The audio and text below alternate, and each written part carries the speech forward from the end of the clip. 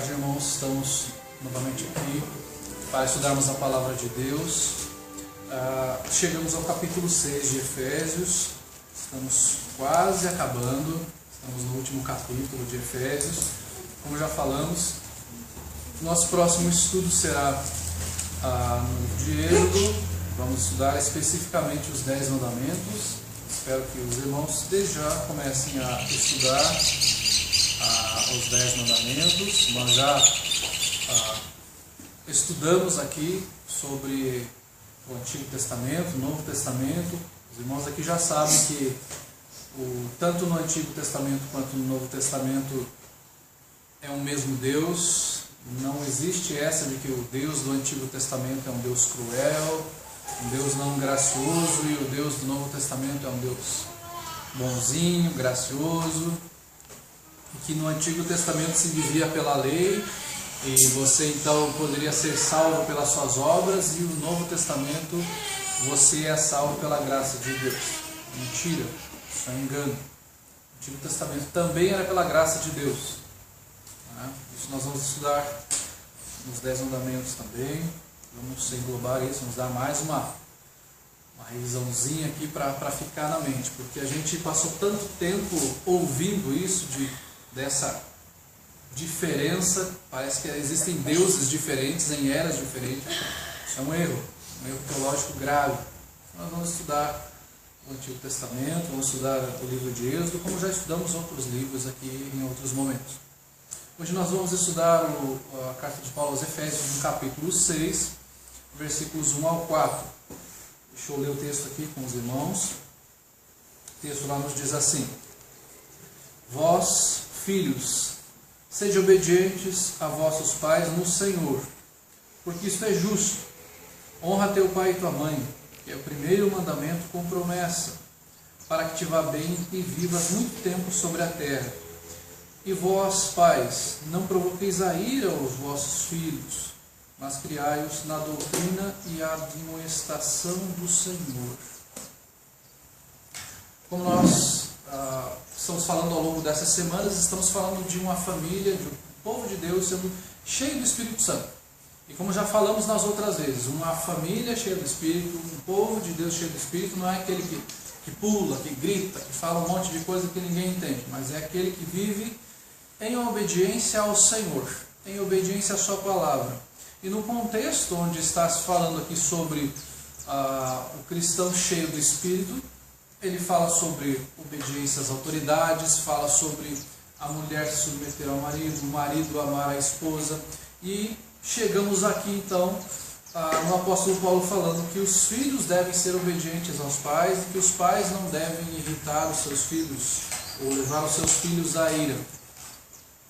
Então nós vamos ver o relacionamento entre pais e filhos através do texto de Efésios capítulo 6, versículos 1 ao 4. Trago aqui um retrato da família sem Cristo. Esta já é uma foto bem antiga, de uma situação bastante antiga já, que aqueles que têm aí mais de 20 anos provavelmente já conhecem a história dessa família, a famosa família Richthofen, lá no estado de São Paulo, onde a Susana Richthofen, que está na foto ali, ela se envolve com um rapaz e os pais ali desaprovam aquele namoro. A princípio aprovam porque falam, uma hora vai acabar, é só aquele fogo de palha. Então quando vê que o negócio é sério, falam, não, esse rapaz não é para você. Ela era uma menina de classe média alta, e esse rapaz ele era envolvido com drogas, tinha vários problemas, muitas confusões na sua vida, e os pais então decidem proibir este namoro.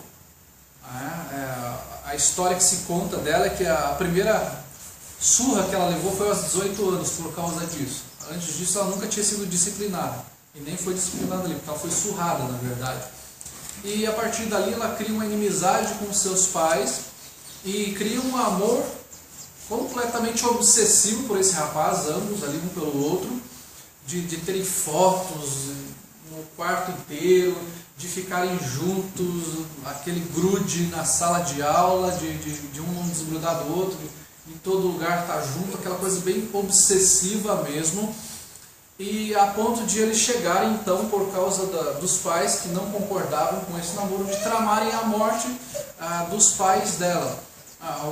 Ela faz ali, trama, faz um negócio bem a sangue frio mesmo, ela tira todo o alarme da casa, as câmeras de segurança para eles não serem identificados, eles colocam roupas para não cair pelos deles pela casa ali, eles pegam canos de ferro e chegam dentro da casa, enquanto os pais dela estão dormindo, eles matam os dois dormindo.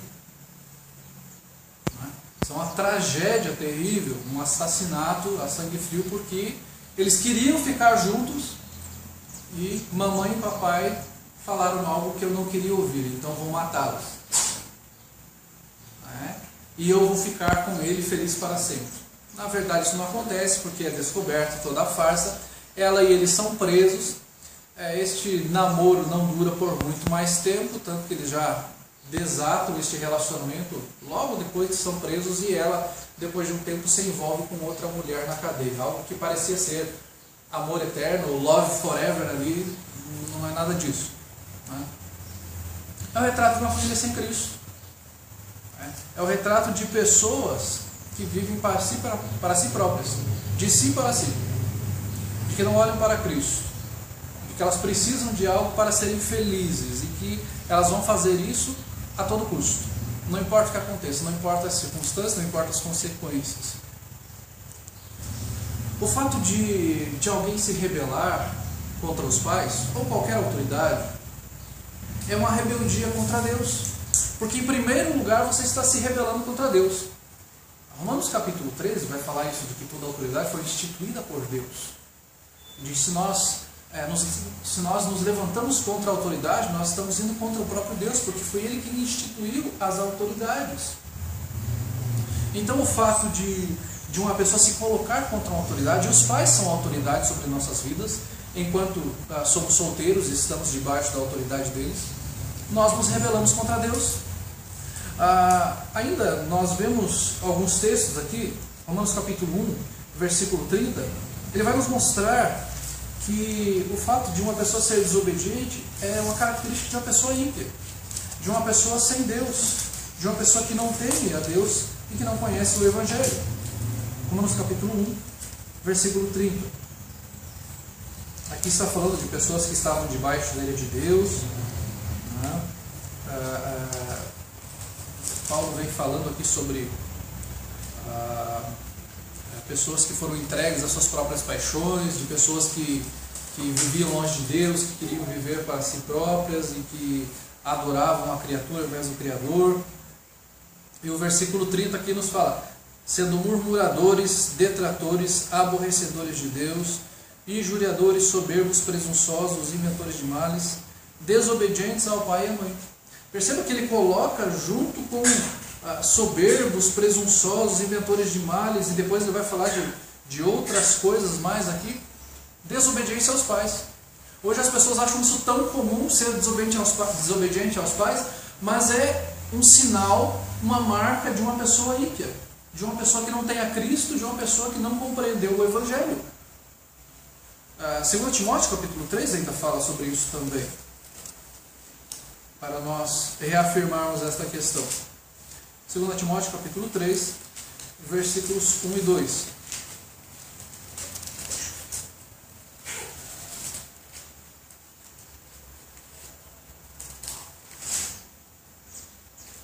Sabe, porém, isso, que nos últimos dias sobrevirão tempos difíceis, porque haverá homens amantes de si mesmos, avarentos, presunçosos, soberbos, blasfemos, desobedientes a pais e mães, ingratos, profanos.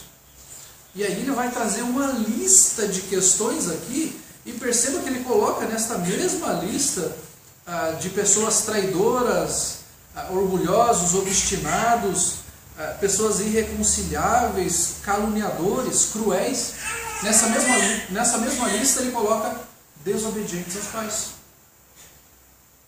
Perceba que não é qualquer coisa desobedecer ao pai, mas não é qualquer... é a personalidade dele. Ele é meio genioso, a gente ouve isso aqui. Meu filho é meio genioso. Isso é característica de uma pessoa ímpia, de uma pessoa que ainda não conhece o Evangelho. Nós acabamos tratando com tanta naturalidade isso, e aqui próximo à nossa cidade aconteceu algo há pouco tempo atrás, há um mês, 2 meses atrás, de uma menina que pediu o cartão de crédito para sua mãe, para comprar alguma coisa para ela, e a mãe não forneceu esse cartão. Ela, da mesma forma, a mãe dela estava lá na cama, ela foi lá e matou a própria mãe, porque não tinha emprestado o cartão de crédito para ela. Perceba que a rebeldia contra o pai e a mãe é um sinal de que há impiedade no coração, de que essa pessoa não conhece o Evangelho. Não é só pelo fato de uma pessoa não matou o pai ou a mãe. Aqui estamos chegando a situações extremas. Mas existem outras situações que o sinal está ali, de que o filho está indo neste caminho, que talvez ele não chegue nisso porque ele tem medo, ou porque por causa de qualquer outra coisa, mas que no coração dele ele sente isso. Então é sinal de uma pessoa ímpia, de uma pessoa que não tem a Cristo no coração, de que não conheceu o Evangelho. Então aqui nós precisamos olhar um pouco para a igreja de Éfeso, o que estava acontecendo lá, já que nós olhamos para o capítulo 6. Nós vemos primeiramente que os homens, muitos deles não amavam suas mulheres, tanto que o apóstolo Paulo falou: homens, vocês têm que amar as suas mulheres como Cristo amou a igreja. Este é o padrão para vocês. Então perceba, todo o contexto em que isso está acontecendo. Pessoas se convertem, pessoas saem daquela vida de promiscuidade, pessoas que adoravam outros deuses, que iam aos templos pagãos, às vezes mágicos, feiticeiros, lá que a Bíblia fala que em Éfeso tinha, que eles queimaram seus livros de feitiçaria. E aqui Paulo começa a tratar algumas questões. Ele não fala simplesmente: que bom que vocês vieram, que vocês jogaram seus ídolos fora, que vocês queimaram seus livros de mágica, que vocês não estão mais indo ao templo da Diana ou da Ártemis. Que bom que vocês estão aqui. Não foi só isso. Ele falou: agora nós temos que tratar o coração de vocês também. Homens, vocês têm que amar a sua esposa. Vocês não vão mais se envolver em promiscuidade e vocês vão dar a vida por elas. E vocês terão apenas uma esposa. Mulheres, vocês, ao contrário do que vocês eram antes, de que vocês achavam que podiam viver de qualquer forma, tendo relacionamentos fora do casamento, tendo uma vida de idolatria, de promiscuidade, vocês vão viver em submissão ao seu marido. Existia a poligamia na época, era muito comum. Tanto que o apóstolo Paulo, em 1 Timóteo capítulo 3, versículo 2, nós estamos falando isso porque a carta de Paulo a Timóteo, ele escreve a carta a Timóteo quando Timóteo está pastoreando a igreja de Éfeso. Vamos lembrar disso. E na primeira carta de Paulo a Timóteo, no capítulo 3, versículo 2, ele vai começar a falar ali de como os líderes deveriam ser, qual era a característica dos líderes, e uma das características era que o líder deveria ser marido de uma só mulher. Portanto, existia essa questão ali, envolta ali de pessoas querendo ter várias mulheres, de ter casamentos, recasamentos, recasamentos, ou viver com 2, 3 mulheres. E o apóstolo Paulo fala: então, o homem que quer ser um líder na igreja, ele deve ser marido de uma só mulher. Então olha o cenário que se constrói ali, um cenário de imoralidade sexual. Um cenário onde há tudo isso. E em meio a tudo isso, ainda existe dentro da igreja falsos líderes. Que no capítulo 4, versículo 3 de 1 Timóteo, fala que esses líderes, eles proíbem o casamento e ordenam a abstinência de alimentos que Deus criou para os fiéis e para os que conhecem a verdade, a fim de usarem deles com ações de graça. Então existiam líderes na igreja, existia poligamia, existia promiscuidade sexual. Então perceba que nós já falamos isso algumas vezes, de que muitas vezes a reação a uma situação leva a um outro extremo. Então falsos líderes chegam e falam: há promiscuidade na sociedade de Éfeso, há homens com várias mulheres, há mulheres se envolvendo com vários homens.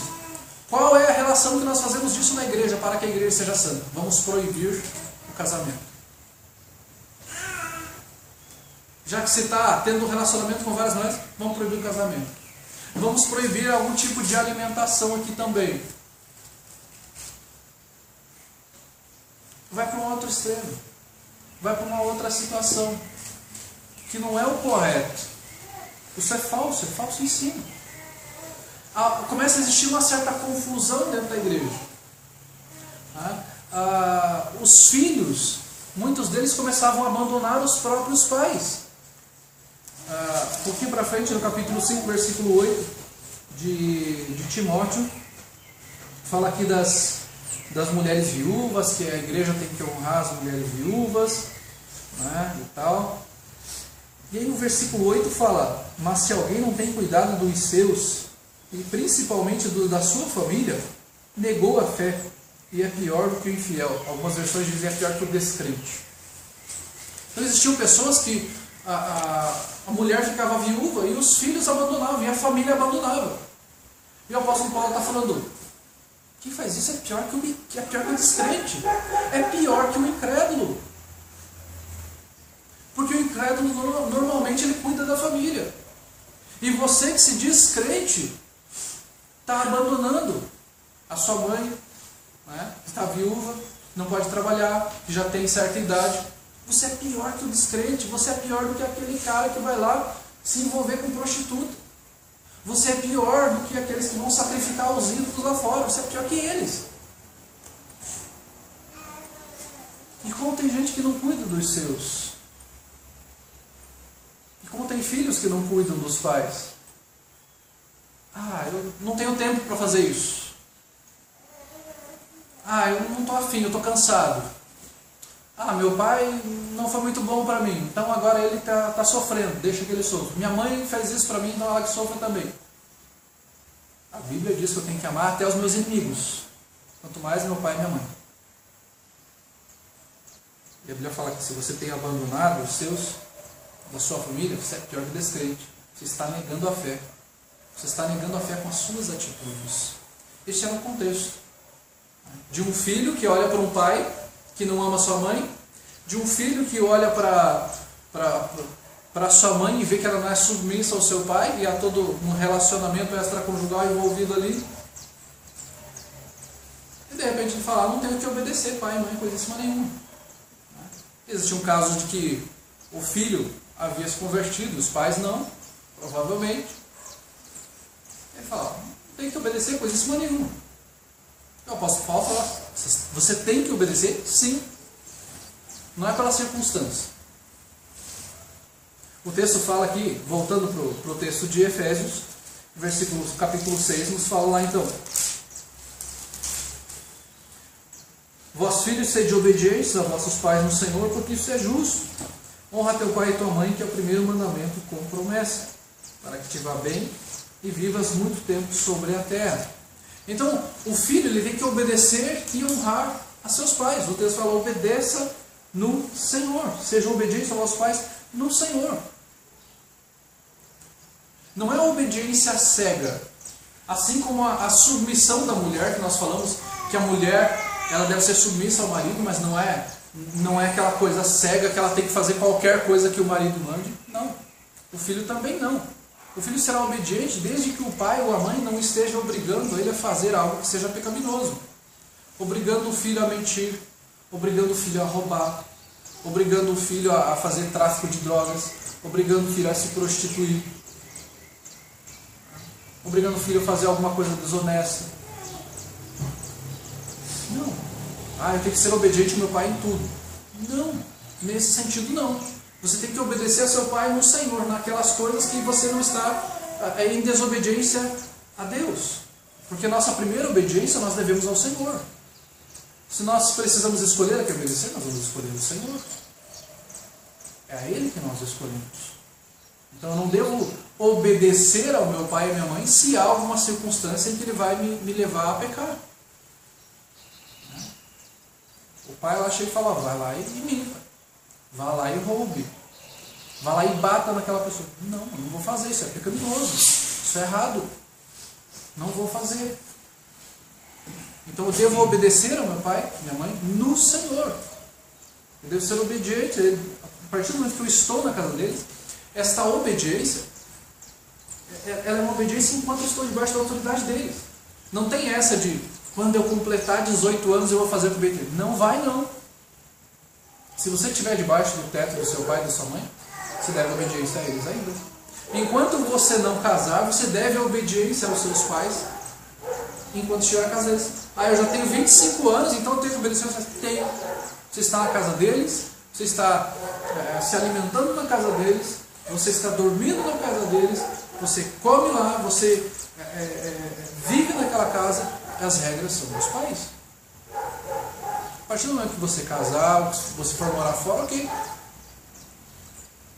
A partir de agora, você tem a sua família, você vai cuidar da sua família, a mulher deve a submissão ao seu marido, o marido deve ser o cabeça do lar, e aí não mais há esta obrigação de obediência aos pais. Agora você tem o seu projeto, você pode ouvir um conselho de pai e mãe, mas enquanto você está na casa do seu pai e sua mãe, não tem essa de 18 anos. Pela lei, ok, mas por Deus não. Enquanto você estiver na casa dos seus pais, você deve obediência a eles.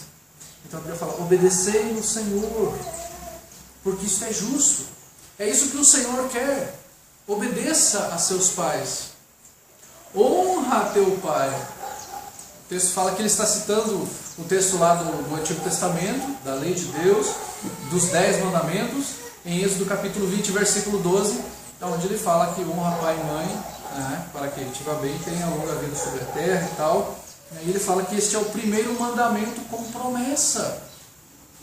Ele fala, honra teu pai e a tua mãe, valorize o teu pai. Aqui já não é mais questão de obediência, mas é questão de honra. A honra é eterna. A honra é para sempre. A obediência é enquanto você está solteiro, debaixo da autoridade de seus pais na casa deles. A honra é toda a vida. É você valorizar o seu pai e sua mãe. É você amar o seu pai e sua mãe. Mas o meu pai é frio comigo, ele não gosta muito de mim. Você deve amar o seu pai. É um amor incondicional. Como Deus fez conosco por meio de Cristo. Ele não mandou Jesus Cristo porque nós éramos bonitinhos, porque a gente gostava dele. Ele mandou porque nos amou, porque nós o odiávamos. O nosso amor pelos nossos pais deve ser incondicional. Mas eu não vou esquecer do que meu pai e minha mãe fizeram para mim na minha infância e tal. Não. Você deve amar o seu pai, honrar o seu pai e sua mãe, valorizar o seu pai e sua mãe, cuidar deles. Se há uma dificuldade financeira, você vai ajudar o seu pai e sua mãe, honrar seu pai e sua mãe naquilo que é possível. Se o seu pai e sua mãe estão doentes, você deve cuidar do seu pai e sua mãe. Isso é honrar pai e mãe. É você ajudá-los nos momentos de maior dificuldade. É você estar junto.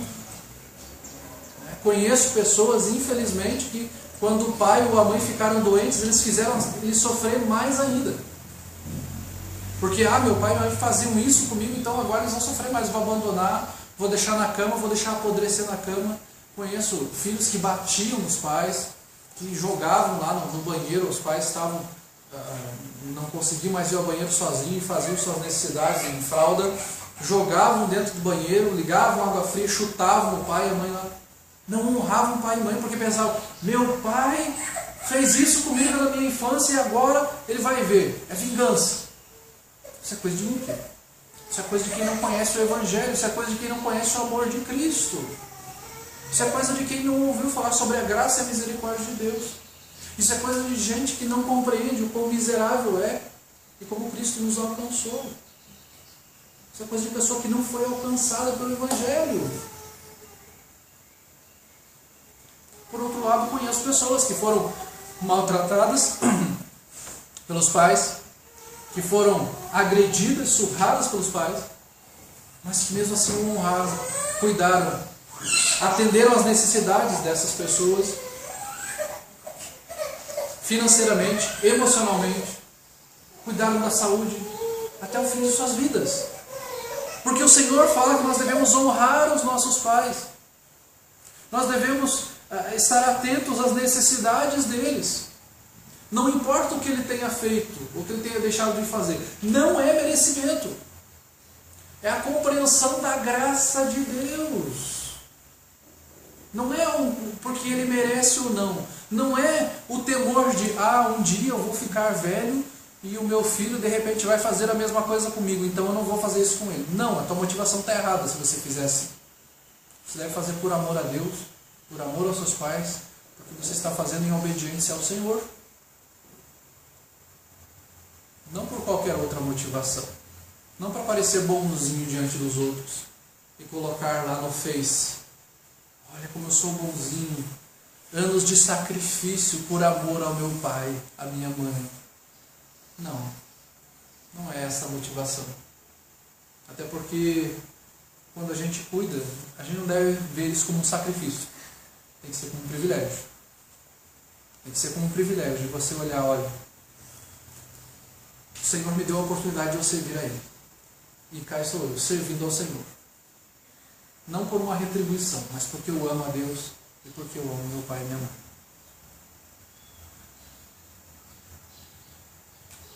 O texto então nos dá esta promessa, fala de honrar pai e mãe para que te vás bem e vivas muito tempo sobre a terra. Honra teu pai, isso é uma promessa, para que você tenha longevidade, para que você viva muito tempo. É fato que muitos que não honram ao Senhor, não honram aos seus pais, têm uma vida muito curta nessa terra. Porque desobedecem nas coisas mínimas. O pai fala: não faz isso, não se envolve com esse tipo de pessoa, não vai em tal lugar. Vai, só vai e faz. Morre. Não dirija bêbado, não faça isso, não faça aquilo. Vai fazer e morre. E o Senhor, muitas vezes, pela sua graça e misericórdia, ainda preserva, o Senhor preserva muitos. Mas muitos são exemplos também de pessoas que não honram pai e mãe. Morrem por desobedecerem, por não honrarem seus pais, por não cuidarem dos seus pais, por não agirem como a Bíblia nos fala. O Senhor pune, o Senhor traz castigo. Então nós precisamos compreender que é um privilégio para nós obedecermos e honrarmos nossos pais. E não ficarmos guardando mágoas em nosso coração. Versículo 4 nos diz: e vós, pais, não provoqueis a ira os vossos filhos, mas criai-os na doutrina e admoestação do Senhor. Salmo 127, versículo 3 fala que os filhos são herança do Senhor, fruto do ventre, vosso galardão. Então nós devemos cuidar bem da herança do Senhor. Quando nós recebemos uma herança, nós devemos administrá-la bem, cuidar bem dela. E os filhos são nossa herança. Nós devemos deixar um legado espiritual. Essa palavra ficou tão famosa de um tempo para cá, legado, quando aconteceu a Olimpíada no nosso país, né? Vamos ver qual vai ser o legado. O legado foi as estruturas ficando sucateadas e caindo aos pedaços agora. Eles falaram: vai ficar um legado, as pessoas vão poder usar isso. Não ficou legado nenhum. Muita coisa está caindo aos pedaços. O legado nosso para os nossos filhos deve ser muito maior do que os pais do mundo deixam para os seus filhos. Porque a mentalidade do mundo é: eu vou construir algo, eu vou fazer dinheiro e eu vou deixar dinheiro para os meus filhos ficarem muito bem. E aqueles que têm grandes empresas, eles passam essa empresa para os filhos depois que morrem. E esses filhos, na maioria das vezes, pegam essa empresa e vendem. Ou vão à falência, porque eles não aprenderam a administrar como os pais aprenderam. Eles não deixaram um legado de verdade, eles deixaram apenas dinheiro. Eles não ensinaram os seus filhos a administrar bem os seus bens. Eles não ensinaram os seus filhos a valorizarem o dinheiro. Nós sabemos que boa parte desses jovens que vão assumir as empresas de seus pais, a gente fala: esses aí são riquinhos metido a besta, que só gostam de andar de carro importado pela rua e não estão nem aí com a empresa do pai. Quando eles pegarem a empresa, eles vão jogar fora. Muitas vezes é isso que acontece. Porque eles não ensinaram o valor daquilo. Eles não ensinaram o valor do trabalho. E principalmente, eles não conheceram o Evangelho. Isso faz toda a diferença. Eles não deixaram legado algum. Eles deixaram apenas dinheiro. Então, o nosso desafio, gente, é para a gente não deixar apenas dinheiro para os nossos filhos. Eu estou pensando no futuro dos meus filhos. Que futuro? Sem Evangelho?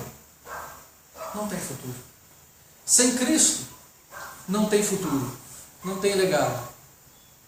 Só dinheiro? vai servir apenas para essa vida. E depois? O que tem mais? Só isso? Só uma casa boa? Um carro bom? Dinheiro? Isso é o legado? Que pobreza! Que coisa mais miserável! E a Bíblia então nos fala que nós não devemos provocar a ira dos nossos filhos. E aqui nós temos então algumas situações que nós devemos evitar de fazer para não provocarmos a ira dos nossos filhos. Obviamente que temos muitas outras.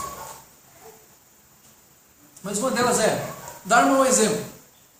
Você não deve dar mau exemplo para os seus filhos. Você deve fazer ao máximo para ser um crente temente ao Senhor.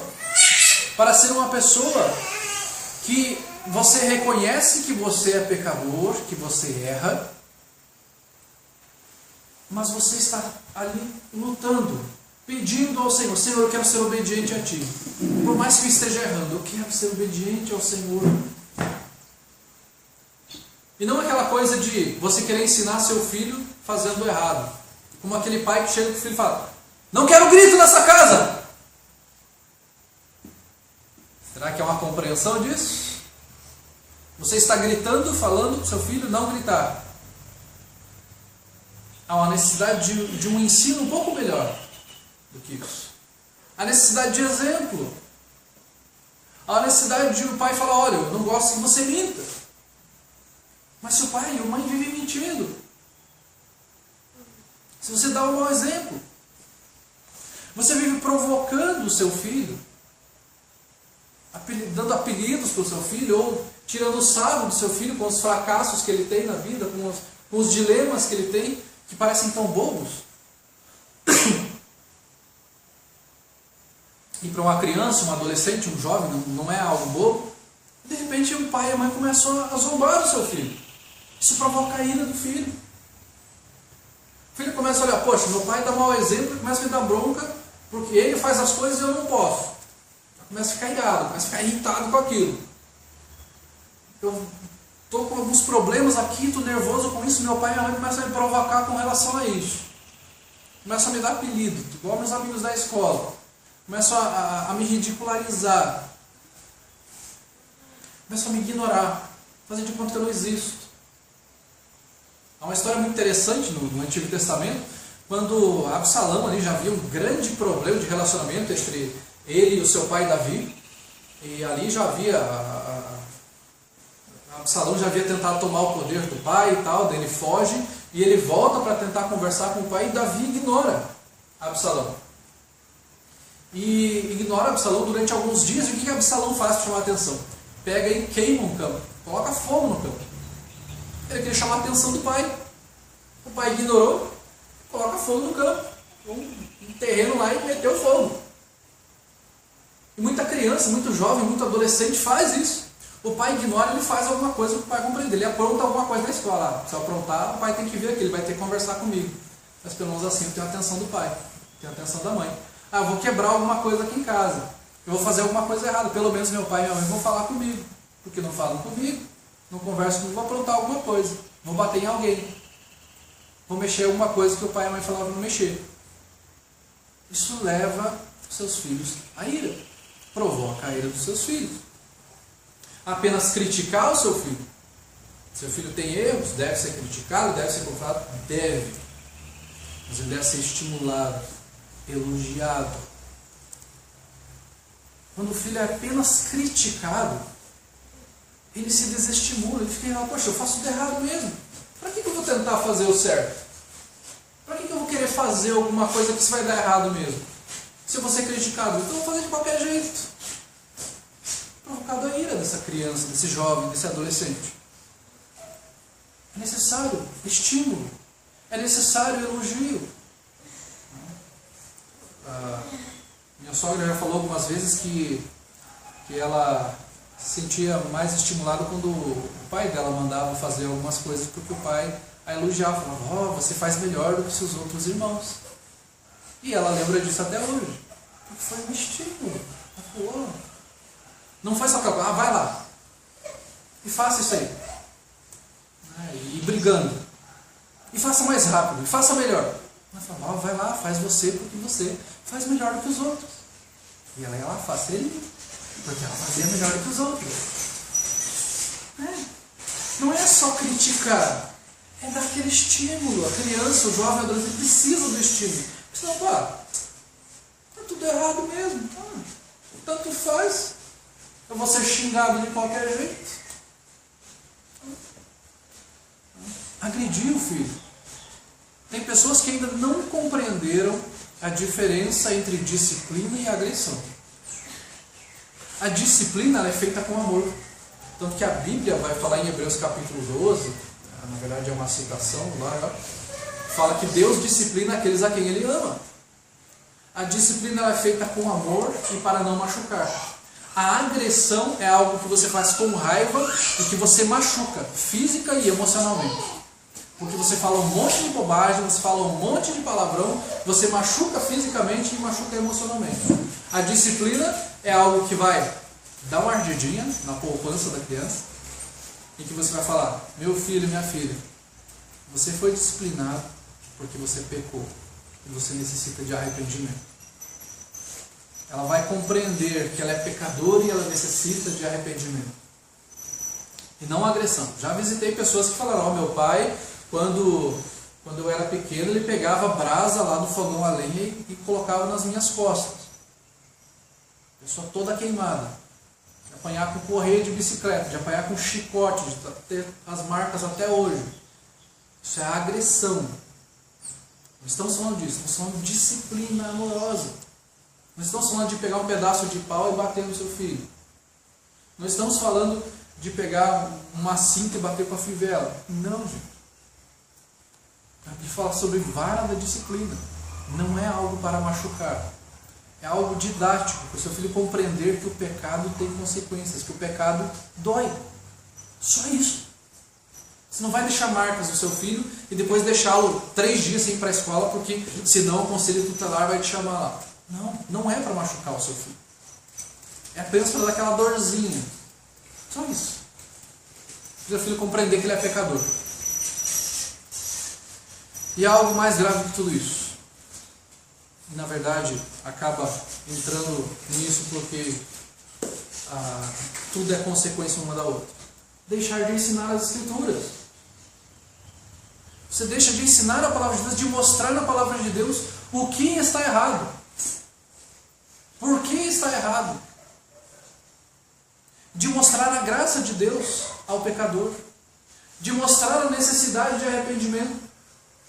De mostrar que existe céu e inferno. De mostrar que existe bem e mal. De mostrar a soberania de Deus. De mostrar a maldade de Satanás.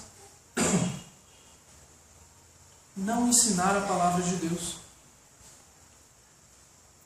Você leva o seu filho à ira. Você irrita o seu filho. Porque são apenas regras. E ele não sabe que função tem essas regras. Você deve fazer isso porque eu estou mandando e pronto. Não, você deve fazer isso por obediência a Deus. Porque sou autoridade sobre a sua vida. Porque Deus me criou como seu pai e sua mãe. Ou sua mãe. E assim Ele quer que se faça. E você tem que ser obediente por amor a Deus. Por amor a mim. Eu estou fazendo isso porque eu te amo. E eu estou te disciplinando porque eu te amo. E eu estou exigindo de você porque eu te amo. Porque eu quero que você desenvolva. Que você conheça o Evangelho. E a pergunta, portanto, é: o que você vai deixar para os seus filhos? Apenas dinheiro? Apenas uma casa e um carro? Apenas boa educação, etiqueta para comer bonitinho na mesa sem arrotar? Apenas a educação de ele tomar banho todos os dias? É pouco. É muito pouco. Ele vai cheirosinho para o inferno. Ele vai bem alimentado para o inferno. Ele vai sem arrotar para o inferno. Ele precisa do Evangelho. Ele precisa de Cristo. Ele precisa de Cristo. Acima de tudo isso. O restante é perfumaria. É detalhe. Assim como nós mostramos a foto da família Richthofen, a família que serve a Cristo, deixei um quadro em branco aqui, para você imaginar a foto da sua família. É a família que serve a Cristo. Aquela família que não serve a Cristo é desgraça, morte, desobediência, rebeldia, envolvimento com drogas. Percebam, gente? Não precisa chegar no ponto onde chegou aquela família Richthofen. Mas se o seu filho é desobediente, ele vai te desonrar pelo resto da sua vida. Não é só quando ele é pequeno. Não é só quando ele fala não, quando ele é criança. Ele é pequenininho, ele ou ela é geniosa, é genioso. Tem que cuidar, tem que disciplinar, tem que discipular, tem que mostrar no Evangelho. Você está em pecado, meu filho. Você está em desobediência ao pai e à mãe, e você está em desobediência para com o Senhor.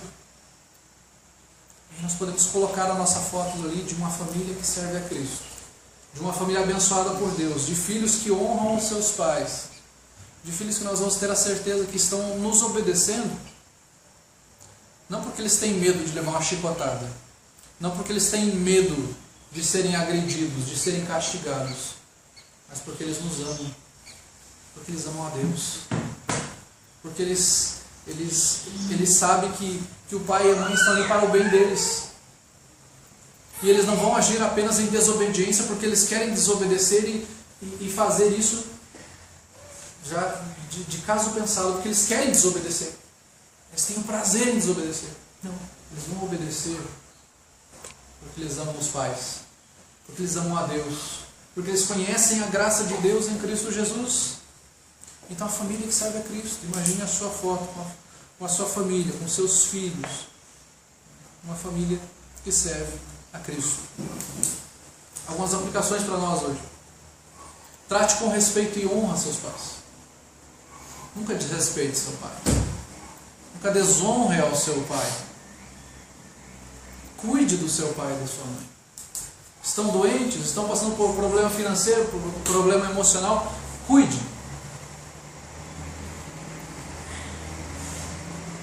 Seu pai e sua mãe precisam de alguma coisa, vá lá, leva um remédio. Precisa de dinheiro, precisa de um tratamento médico. Ajuda naquilo que for possível para você. Não use isso como forma de revanchismo. Ajude. Cuide deles até o fim. Ame os seus pais até o fim, não importa o que eles fizerem. Você é cristão, você foi resgatado por Cristo. Um precioso sangue. Pense na situação em que você estava. E o Senhor amou você. E o Senhor te resgatou. Ore diariamente pelos seus pais. Ore pela vida deles. Se o seu pai não conhece o Evangelho, e sua mãe não conhece o Evangelho, ore pela conversão deles. Ore pela saúde deles. Ore para que você se disponha cada vez mais naquilo que é a necessidade deles. Ore pela vida espiritual, pela vida financeira, pela vida emocional dos seus pais. Se importe com eles de verdade. Se você mora na casa dos seus pais, ainda seja obediente.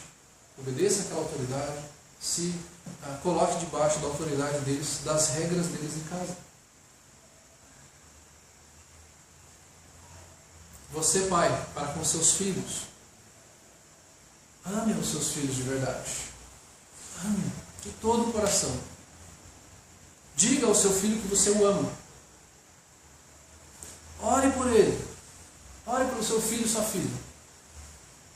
Ore com eles e por eles. Ore desde já pelo futuro deles.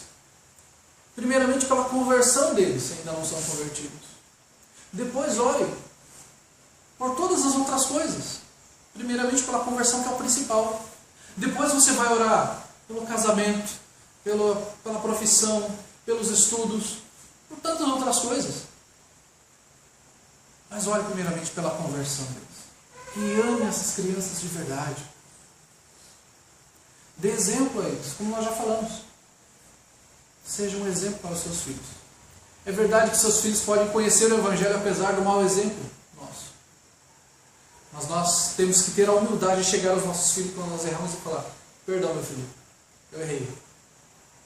O pai errou. E eu quero que você me perdoe. E o pai está lutando com isso. E a mãe está lutando com isso, com esse pecado. E o pai quer vencer isso. Volte e meia, precisamos fazer isso. Proteja seus filhos de verdade. Proteja. Proteja dos males que estão aí nesse mundo, das influências que ele tem na escola, das influências que ele tem na internet. Proteja de todas essas influências, seja a maior influência na vida deles. Que eles tenham confiança em você e não nos aluninhos da escola lá que vão trazer todo tipo de coisa. Que o maior exemplo deles não seja o youtuber team lá do YouTube. Que ele não fique olhando para os youtubers e ele tem o sonho de ser igual àquele youtuber. É o sonho da vida dele. O exemplo para ele é aquela pessoa que faz uma piscina de Nutella e se joga lá. O do cara que lá faz o desafio e arranca o próprio dente. Ah, esse aqui é meu ídolo. Quero ser um youtuber igual a ele.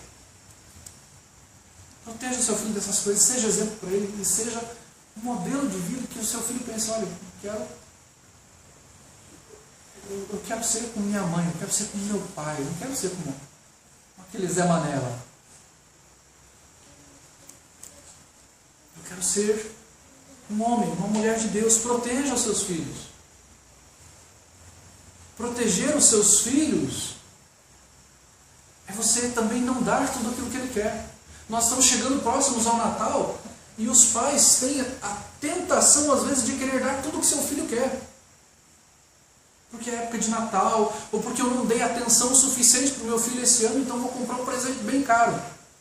Não. Que o seu filho possa compreender o valor do dinheiro. Que o seu filho possa compreender que ele não pode ter tudo o que ele quer. Que o seu filho possa compreender que é necessário ter frustrações nesta vida também. Que o seu filho possa compreender que existem coisas mais importantes do que ter um brinquedo de R$700. De que ele pode ter coisas muito mais importantes do que isso. De que ele pode aprender do Evangelho. De que ele pode ter bons livros para a idade dele. De que ele pode sim ter um brinquedo, se divertir. Mas de que ele não precisa ter tudo o que ele quer ter. Proteja os seus filhos deste consumismo. De ele ter esses sonhos malucos dessas feiras que tem, do pessoal que se veste com personagens lá, de quadrinhos lá e gasta milhares e milhares de reais para vestir a roupa do Ryu ou de outros personagens de desenhos japoneses ou de personagens da DC ou da Marvel. Ele gasta milhares e milhares de reais para ir nessas feiras. Ah, é meu sonho de vida e tal, de consumo. E aí tem aqueles homens já velhos lá, já quarentões, cinquentões, com aquelas roupas lá, porque o sonho da vida dele era ter aquilo, e os pais sempre deram tudo o que ele queria ter, aí ele está lá. Proteja os seus filhos desse tipo de banalidade. De ele compreender que ele pode ter coisas boas na sua vida e que ele deve sim pensar naquilo que é mais importante. De ele investir no reino de Deus. De ele investir na vida de um missionário que está no campo missionário sendo perseguido e muitas vezes passando dificuldade financeira lá, falando de Cristo. De ele compreender que ele pode ajudar o reino de Deus, a igreja do Senhor Jesus Cristo. E não ele ter uma roupinha lá de 5 mil, 10 mil, 15 mil reais para ele usar. E não de ele ter um Xbox, um Nintendo, sei lá o que. Não. Se não há essa possibilidade, não faça. Não faça essa banalidade. Ensine o seu filho o valor do reino de Deus. De que há coisas mais importantes do que isso. Proteja o seu filho. Ensine a eles o Evangelho. Apresente Cristo para os seus filhos. E se você tem sobrinhos, apresente para os seus sobrinhos. Se você vê que seus sobrinhos não conhecem o Evangelho, e os pais às vezes até são de uma igreja, mas não são evangélicos de verdade, apresente o Evangelho a eles. Apresente a filhos, a netos, a sobrinhos. Ao seu vizinho, que de repente você conversa com ele, a criança gosta de você, você vai apresentar o Evangelho para ele. Leva uma revistinha lá e mostra para ele o Evangelho. Conta uma historinha para essa criança, se você conhece, se você é amigo da família. A segunda carta de Paulo a Timóteo, ela fala um pouco sobre isso. Nós terminarmos. O apóstolo Paulo está falando a Timóteo, capítulo 3, versículos 14 e 15. famoso texto do versículo 16.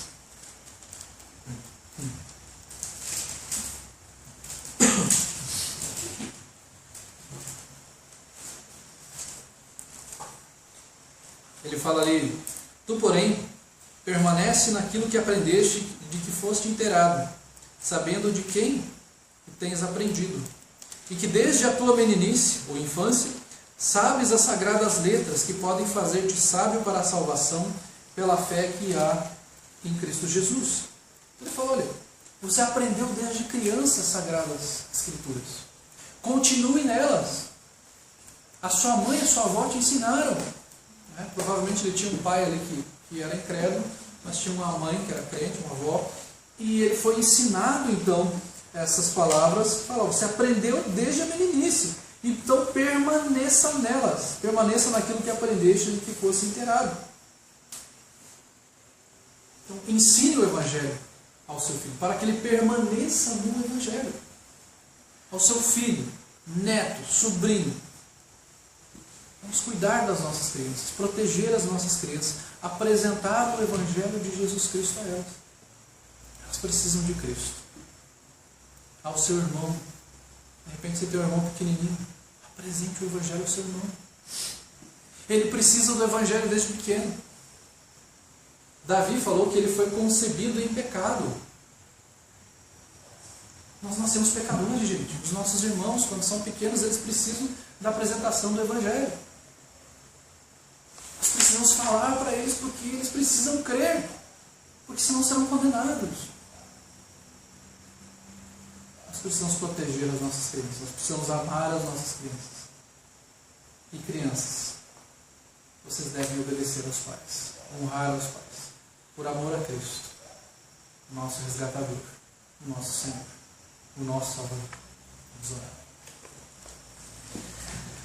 Senhor Deus, obrigado por nos mostrar a Tua Palavra. Uma família cheia do Espírito vive em obediência ao Senhor.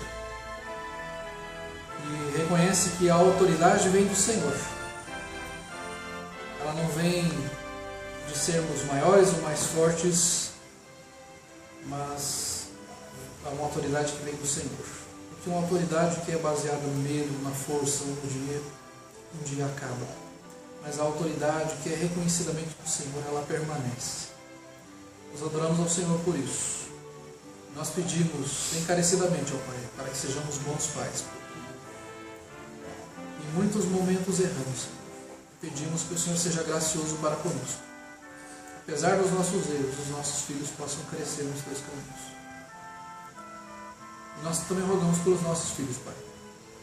Que na nossa falibilidade, ó Deus, nós possamos continuar ensinando